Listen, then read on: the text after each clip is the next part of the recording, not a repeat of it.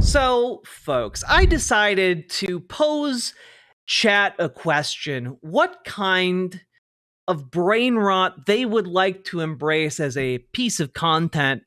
And, well, after some deliberation and some voting, you all chose to learn more about spiritual brain rot. And, of course, there's no better place to turn to for that than the wild world of spirit science. And in particular, spirit science has been doing this deep dive into Christ, and let's find out, because we're going to take a look at the erased origins of Christ. So buckle up, buttercups. We're about to learn some deep lore.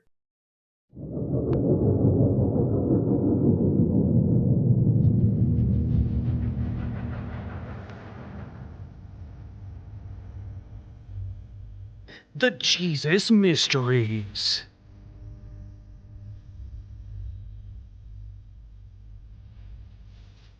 When exploring the deeper truth behind biblical stories, one often encounters something that disrupts conventional understandings of the Christian faith. Beneath the familiar narrative lies traces of something far more ancient, the echoes of a world that existed before. Look, they have real footage of the world that existed before. That's real footage of whatever the fuck that is. Thousands of years before Christianity emerged, the ancient world was already filled with stories. Can we just like pause for a second and like really take into account that like what if this technology gets like, I don't know, 50% better, like it's gonna cook the brains of so many elderly people. You know, they're gonna be like, look at that. That's actually a photograph of Jesus. We created time machines. I saw it on Facebook. I remember when Jesus did that. Stories of divine beings who were born of virgins, performed miracles, died for the sins of humanity, and rose again. In other words, Jesus was not the first. Long before the New Testament was written, the Mediterranean was saturated with spiritual traditions known as the mysteries. Yeah, it is true. Before Jesus Christ, people still had religions. That is true. These were the dominant religions of their time, and at their heart was a powerful archetype, the dying and resurrecting god. Among the most prominent were Osiris in Egypt, Dionysus in Greece, Mithras in Persia, Attis in Asia Minor, Asclepius in Greece, Tammuz in Mesopotamia. I'm sorry, like AI is such dog shit. Attis in Asia. Like, look at what the fuck is happening in the background here? Asclepius in what the fuck are these things? Are birds? Butterflies? Greece, what is it? Tammuz in Mesopotamia, Adonis in Syria, and Serapis in Hellenistic Egypt. For thousands of years, these figures were revered not only as deities, but also as symbols of the human soul's journey through And of course, the worship of Dr. Manhattan from the hit series Watchmen. Transformation and enlightenment. But these mysteries were not like mainstream religions are today, because at the heart of these traditions were a culture that offered initiates a direct, personal connection to the divine within them. Now here's what's curious. The stories of these godmen followed strikingly similar patterns. They were I love learning about godmen. Often born of virgins, performed miracles, died sacrificial deaths, and were resurrected to offer salvation to their followers. What's more, they were each considered, to their followers, as the Son of God. To these traditions, though, these myths were not meant to be taken as literal history, but as allegories containing profound spiritual teachings. Initiates participated in elaborate ceremonies, including these were all supposed to be allegorical. Unlike the very real reality of Thoth, the Atlantean, who gave us the emerald tablets that taught us how to astrally project ourselves across the universe and visit alien worlds. That part's not an allegory, that's real. Including rites of purification, symbolic meals, and dramatic reenactments of the god's death and resurrection. These rituals aimed to lead participants through a transformative experience, offering them spiritual rebirth and a glimpse of immortality. In essence, the wisdom was that by following in the meaningful story of the death and resurrection of their deity, the individual would undergo the same within, the death of their ego, and the rebirth into embodying the light of their soul. Just like Dr. Manhattan from the hit series Watchmen.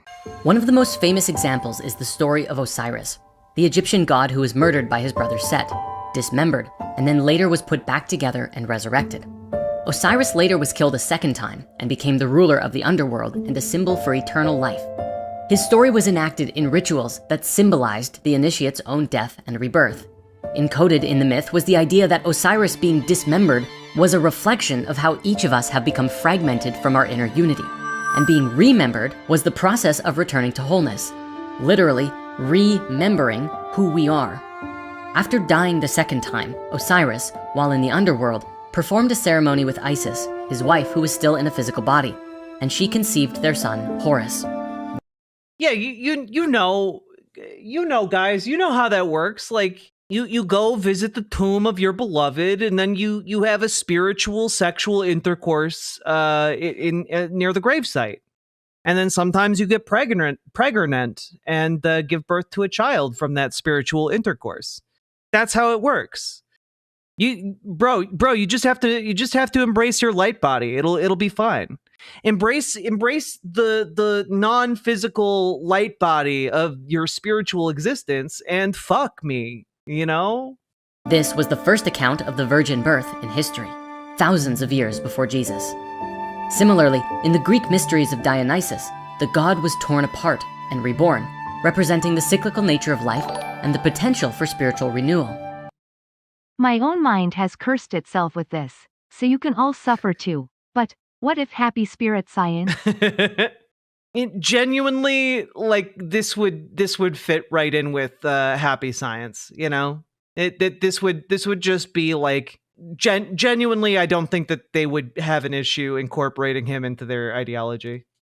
And in the Persian mysteries of Mithras, initiates underwent a series of trials and symbolic baptisms to cleanse their sins and achieve spiritual enlightenment. This begins to raise some red flags as we consider the revelation of history against what is known of Jesus Christ, as we find consistent matches across the board to his character traits, which seems to suggest that Yeshua's story is not an original one. Jesus' birth was heralded by a star, and later he was— That's right. You heard it here first, folks. Jesus Christ violated copyright law. All right, hands behind your back, Jesus. We're arresting you and taking you to copyright jail. This is a DMCA claim. was known for turning water into wine, healing the sick, and raising the dead. All wonders previously attributed to figures like Dionysus and Asclepius. Shake my damn head, and he's fucking plagiarizing miracles now. Jesus Christ, the original content thief. But the similarities don't end there. We might also consider the Last Supper and the pivotal moment where Jesus offers bread and wine as symbols of his body and blood. This practice also echoes the rituals of the mysteries, where participants shared a symbolic meal to commune with the Son of God. In the Eleusinian mysteries of Greece, initiates consumed a potion made of barley and mint, symbolizing the body of the goddess Demeter. And in the Mithraic mysteries, bread and wine were consecrated and consumed in a ritual that closely resembles the Christian Eucharist. Can I just like point out that like this is essentially numerology, but with like religion? You know, like this is just religious numerology. And I mean that in the most denigrating way possible. We might also here consider baptism, which has its roots in the mysteries. In Christianity, baptism is a rite of purification and initiation, symbolizing the washing away of sins and the beginning of a new spiritual life. In the mysteries of Mithras and the Egyptian mysteries of Isis and Osiris, initiates underwent ritual cleansings with water to prepare for their spiritual journeys. These baptisms often included symbolic elements like the— Oh, you don't know numerology? Okay. To briefly explain numerology, it's basically just pattern recognition as relates to numbers, but then attributing undue importance to perceived patterns, right? So it's like, yes, there were 12 disciples. 12 divided by 3 is 4. And there were 4, Why worship the Son of God when you could party it up at the Temple of Helios? and worship the god of the sun. Thank you for the 2 tier 1 subs. But it's like, yes, and there were 4 subs gifted to Riverboat Jack. And those subs, you know, when you think about it, really, they kind of indicate a type of disciple-like relationship. And so there are also 4 pillars of the earth. And so really, Jesus built his temple on the rock of 4 earth pillars. And as we know, 4 divided by 4 is 1. So really, when you have 4 things, you have 1 thing. And that represents the unity of the entire thing. And as we know, this was all written on page 376 of the Bible. And 376, in turn, when you break that apart, that has a 3 and a 7 and a 6 in it. All numbers represented in various other parts of the Bible on page 607 and 809 and 1201. Okay? And all those numbers, when you add them up, equal 666. That's right, the number of the beast. And that in turn leads you to the conclusion that really the Bible, as it pertains to Jesus Christ, is actually about the devil. Like, it's just nonsense pattern recognition gone awry, and like it doesn't mean anything. But people who believe in numerology place actual significance on those relationships. And if you look at the Monster Energy can, you can see the 3 rips down the front. That symbolizes the Father, the Mother, and the Holy Ghost. Sprinkling of holy water, or full immersion. By the way, you get this a lot in like evangelical Christian circles. It's a way that they try to justify like the holy nature of like scripture. And like they believe that like numerology really only applies to the Bible. And you can find other people who like do numerology to other things, but like a lot of evangelicals are very into it. You can even see like conservative politicians dabbling in it from time to time. Representing death and rebirth. Even in the teachings of Jesus, we find parallels. Many of the ideas attributed to him have older origins, stretching back hundreds or even thousands of years. For example, the idea of union with the divine was central to the teachings of Pythagoras and Plato, both initiates of the mysteries. The concept of the Logos was prevalent in Greece for centuries before Christ, particularly in the works of Heraclitus, and later refined by Stoic philosophers. Themes of divine incarnation can also be found in Krishna, in Shaushant, and in Horus.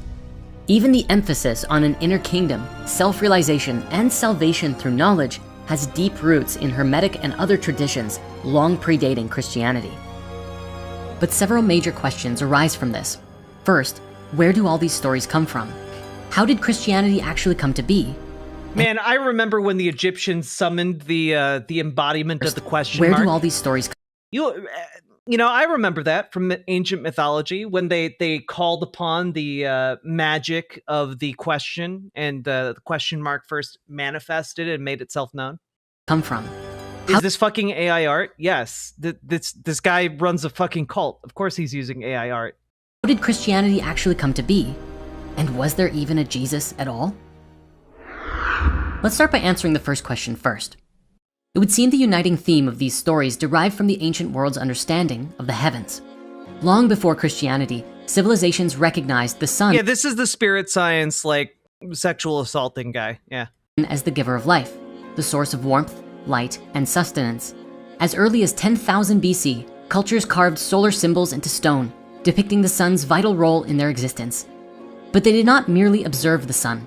They anthropomorphized it, creating myths that aligned its movements with the human experience of birth, death, and rebirth. The zodiac, one of the oldest conceptual frameworks in human history, provided a celestial backdrop to these myths. As the sun moved throughout the sky over the course of a year, it appeared to pass through 12 constellations. These constellations, known as the zodiac, were seen as cosmic markers of the sun's journey, representing different phases of life, seasonal transitions, and spiritual transformation. The 12 signs became personified as deities, each embodying the qualities of the period in which they ruled. Aquarius, the water bearer, represented the life-giving rains of spring, while Leo, the lion, symbolized the peak. I got real excited for a second because I thought he said water bear. And I do like those little guys. Of summer's power. Because the sun was the sustainer of life, it was often depicted as a divine figure, the son of God in many traditions. In Egypt, this figure was Horus, the solar deity who was born of a virgin, marked by a star in the east and followed by 3 kings. His adversary was Set, the personification of night and darkness, whom he vanquished. Okay, but where does Thoth fit in here? Each morning, only to be overcome again each evening. This cycle of struggle and rebirth mirrored the movement of the sun, a theme that repeated across numerous traditions. And as we have seen, these mythological structures did not belong to one single culture, as there are many ancient sons of God who shared. Yeah, except that, like, not all of these religious traditions meant it in the same way at all. Like, again, this is just pattern recognition gone horribly awry. Characteristics in narrative structures, such as the miraculous births, 12 followers, the performance of great works, and an ultimate resurrection. Each of these figures is an archetype of the sun's cycle, embodying its journey through the zodiac and its annual death and rebirth at the winter solstice. I don't think that's at all a commonality between those. Even the narrative of Jesus aligns perfectly with this ancient solar allegory. The star in the east that heralds his birth is Sirius. Oh, to be fair, Beefy Mistake, this is not Ryoho Okawa's work. This is not happy science. This is spirit science. Very different thing. Sirius, the brightest star in the night sky, which on December 24th, along with the 3 stars of Orion's belt, known as the 3 kings, point directly to the location of the sunrise on December 25th, the date of Christ's birth. The constellation Virgo, meaning virgin in Latin, This is unrelated to any of this. aligns with this event, reinforcing the allegory of the virgin birth. Bethlehem itself translates to house of bread, a clear reference to Virgo, whose symbol is a maiden holding a sheaf of wheat. They weren't fucking aware of the Chinese zodiac. That wasn't a concept in their society. The pattern continues with Christ's death and resurrection. Each year, the sun reaches its lowest point in the sky on December 22nd, appearing motionless for 3 days before beginning its ascent again on December 25th. This death and resurrection of the sun became the foundation for myths of dying and resurrecting gods, reinforcing the idea of spiritual renewal and salvation. The 12 disciples of Christ correspond to the 12 zodiac signs, just as Mithras had 12 No, they don't. companions, and Horus had 12 followers. Naturally, perceiving this truth calls a great deal into question. Did Jesus exist at all? Or are all of these stories just that? Stories. I want to know more about the looming question mark that followed Jesus around after being summoned by the Egyptians. We can see clearly that the ancient people had a deep, universal reverence for the cycles of nature. But if their wisdom is to be considered, that doesn't have to suggest that they are entirely removed from any embodied reality. As the wisdom of the great Hermes Trismegistus writes, "'Tis true without lie." Whomst among you is saying that this guy wasn't talking enough about Hermes? You fools, you simpletons. He's read the writings of Hermes and Thoth the Atlantean. Line, certain and most true. That which is below is like that which is above, and that which is above is like that which is below, to do the miracle of one only thing. It can be that a physical Yeshua was incarnated, Man, I love how that meant nothing whatsoever, but sure, let's keep going with that. reflecting that which is above, here below on the earth plane. It may also be that some of the stories of other deities were attributed to him, but that doesn't necessarily mean he didn't also do some of, or all of, those things ascribed to him. While challenging these orthodox traditions so heavily will be seen as blasphemy to many, what we may all find is that part of the magic is in the mystery. However, where did Christianity actually come from? In order to answer this question, we have to consider the state of the world 2,000 years ago. Man, I want to know, are you going to mention Thoth the Atlantean? Please. But what we find might be shocking to many. So especially with a subject as sensitive as this, please have your own experience, do your own research, and decide for yourself what you choose to believe in. See, again, this type of thinking, that type of statement is what locks a lot of conservative folks into thinking that they're being free thinkers when they believe shit like this. You know, I did my own research, and this guy seems like he has a lot of really good ideas. The great city of Alexandria, founded by Alexander the Great in the 4th century BC, became one of the most remarkable melting pots of the ancient world. See, I saw that footage of Dave Franco there in the Roman getup. Seems legit. Here, the intellectual traditions of Greece, the mystical rites of Egypt, and the religious convictions of Judaism all met in an unparalleled fusion of ideas. Unlike the insular world of Judea, Alexandria was a city where cultures collided, blended, and gave birth to new spiritual movements. The Jewish community in Alexandria was vast. Some scholars estimate that up to half the original population of the city were Jews. Unlike their more conservative brethren in Judea, these Hellenized Jews had abandoned Aramaic and Hebrew in favor of Greek, the universal language of the empire. They lived alongside Egyptians, Greeks, and Romans, rubbing shoulders. Yeah, we might be getting close to some of the anti-Semitic parts of this religion. Consulted a psychic for a missing persons case, buys Christian or Patriot branded everything, including meal replacement and survival food, makes crypto bets based on prophetic dreams. Oh no. Oh no. Media Breakdown, thank you for the $10 super chat, but also I'm really sorry to hear that you have a family member who is betting on crypto based on spiritual hallucinations. That is, that's really sad. With philosophy. Oh, yeah, sorry, for those of you wondering what's anti-Semitic about spirit science, spirit science believes that Jewish people come from Mars and are part of why mankind, is no longer as enlightened as it used to be. Philosophers, mystics, and initiates of the mysteries. While traditional Jewish laws forbade participation in pagan festivals and rituals, many younger Jews found themselves drawn to the sophisticated world of Hellenistic culture. The city's greatest treasure was its legendary Library of Alexandria, which housed hundreds of thousands of scrolls and sought to collect all the knowledge of the ancient world. Here, scholars studied Plato, Pythagoras, and the Egyptian mysteries, drawing parallels between Greek philosophy and Jewish thought. It was in this setting that the Jewish scriptures were translated into Greek, read allegorically, much like the myths of the mystery traditions. He identified Yahweh with Plato's concept of the One, and equated Moses with Hermes Trismegistus, the legendary founder of Egyptian mysticism. In doing so, he laid the groundwork for a mystical interpretation of Judaism that would influence later Gnostic and Orthodox Christian thought. Yet Philo was not alone.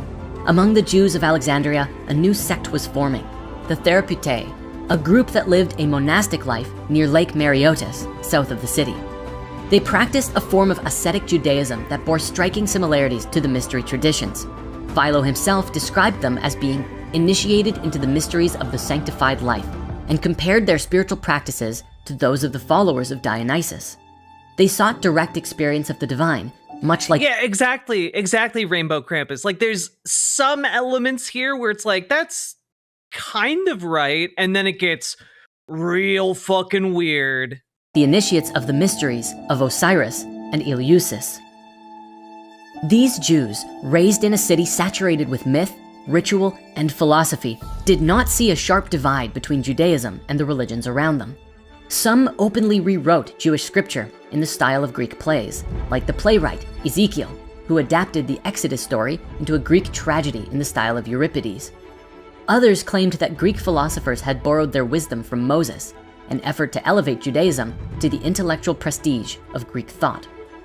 Among those who sought deeper spiritual knowledge were the Essenes, an ascetic Jewish sect that shared many similarities with both the mystery schools and later Christian movements.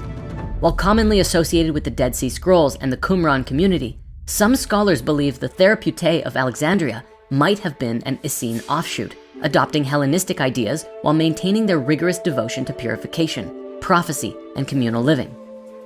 Their emphasis on baptism, angelic visions, and an apocalyptic worldview bears striking resemblance to early Christian themes, suggesting that in Alexandria, Essenes may have been key intermediaries between Jewish mysticism and the broader religious fusion that would shape Christianity. Okay, but where does Thoth the Atlantean work into all this? Okay, I need more Thoth the Atlantean. We need to know more about Thoth's spaceship that's underneath the Great Pyramids. It is within this world that Christianity as we know it began to take shape. In Alexandria, the idea of a Jewish mystery religion was not unthinkable, it was inevitable. Here, Judaism was already merging with the mystery traditions, the philosophical allegories of Plato, and the cosmic speculations of Stoicism. For the young Jews of Alexandria, the mysteries were not a foreign concept, but a part of life for them too. As they sought to reconcile their faith with the wisdom of the ages, they laid a foundation for something new. For it was in those early days of Christianity that a form of it existed unlike anything we are familiar with today. That of Gnosticism. Oh boy. Oh boy. Too hot to toast. Oh, why didn't I see that coming? Holy shit, yes. Dude has been watching some Dr. Justin Sledge for sure. Also, like, maybe some Alex O'Connor in there as well. Damn. Sake Tanuki, thank you for the 2 tier 1 subs and 2 Hoth, 2 Thoth. Fuck, when did this come out? This came out 1 month ago. What a ding dong. That wasn't quite the amount of brain rot that I was really hoping for, but it was still funny. Riverboat Jack is coming to town. All the viewers gather round. Twitch and YouTube and swishy streams. All that content is bursting the seams. Politics, gaming, and plenty more. Your sense of fashion you'll adore. So grab your stuff and hop aboard. We're going straight to Jack's Discord.